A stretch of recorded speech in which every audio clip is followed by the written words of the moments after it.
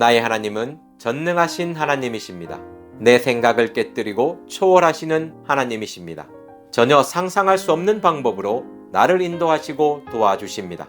내가 할 일은 믿고 도전하는 것입니다. 내 생각의 한계에 갇혀서 의심하고 도전하지 않는다면 아무것도 이루어지는 것이 없습니다.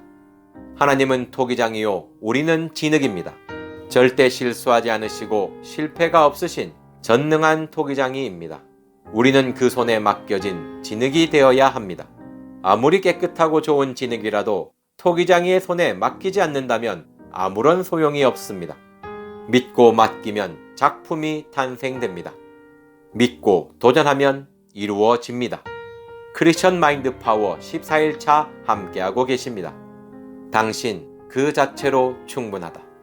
당신이 어떤 사람이건 전혀 중요하지 않다. 당신이 천하에 둘도 없는 몹쓸 인간이라도 상관없다. 하나님께서는 당신 그 자체를 사랑하신다. 나를 얼마나 사랑하시는지 자기 아들을 아끼지 아니하시고 나를 위해 희생하셨다. 십자가에 못 박힌 예수를 바라보면 하나님이 나를 얼마나 귀하게 여기시는지 느낄 수 있다. 빈부의 차이, 외모의 차이, 능력의 차이, 성격의 차이, 이런 것은 중요하지 않다. 하나님께서는 내 영혼 그 자체를 귀하게 여기신다. 내 영혼을 사랑하신다. 당신이 해야 할 일은 십자가의 사랑이 나를 위한 사랑임을 고백하고 그 아들과 함께 모든 것을 할 수 있다고 믿는 것이다. 로마서 8장 32절. 자기 아들을 아끼지 아니하시고 우리 모든 사람을 위하여 내주신 이가 어찌 그 아들과 함께 모든 것을 우리에게 주시지 아니하겠느냐. 당신 그 자체로 충분합니다. 하나님께서는 당신의 외모를 보시지 않습니다. 마음의 중심, 당신의 마음과 영혼을 보십니다. 당신의 영혼을 위해 모든 것을 행하십니다. 그러나 사람들은 마음을 볼 수도 없고 마음에 있는 영혼도 볼 수 없습니다. 그래서 사람의 외모를 보고 그 사람에 대해서 생각을 하고 판단을 합니다. 보이는 것보다 보이지 않는 부분이 더 크고 중요합니다. 성경에는 사무엘 선지자가 나옵니다. 사무엘상 16장 7절 말씀입니다.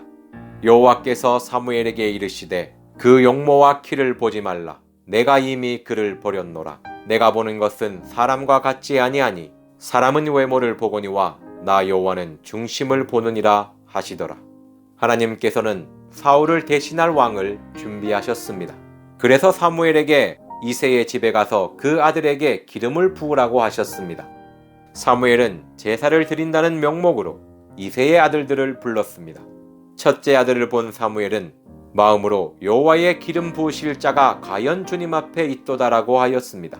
그때 하나님께서 사무엘에게 외모를 보지 말고 중심을 보라고 하였습니다. 하나님의 음성에 귀를 기울이는 자가 사람의 외모에 속지 않을 수 있습니다. 사무엘 선지자도 사람을 볼 때 그 사람의 외모를 보았습니다. 이 말은 누구나 외모를 보고 사람을 판단한다는 말입니다. 선지자 중에 사무엘이라는 말이 있을 정도의 영적인 사람이지만 이 사람도 사람의 외모에 끌리는 것입니다. 이 말은 나도 사람의 외모를 본다는 것입니다. 나 또한 사람을 외모로 보고 판단하기 때문에 나 자신에게조차도 마음의 중심이 아닌 외모를 보고 판단합니다. 나는 못생겨서 안 돼. 나는 가난해서 안 돼. 나는 공부를 못해서 안 돼. 나는 성격이 너무 내성적이라서 안 돼. 이렇게 자기 자신을 외모로 판단하고 포기해버립니다. 수많은 이유를 대며 도전을 회피하려고 합니다. 외모를 보면 볼수록 나오는 것은 이유와 변명입니다. 우리는 중심, 마음과 영혼을 볼 수 있어야 합니다.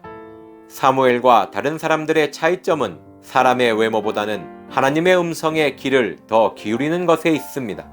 자기 아들을 아끼지 아니하시고 나를 사랑한다는 하나님의 음성에 귀를 기울이고 그 아들의 십자가의 사랑을 바라본다면 외모는 더 이상 중요한 것이 아닙니다.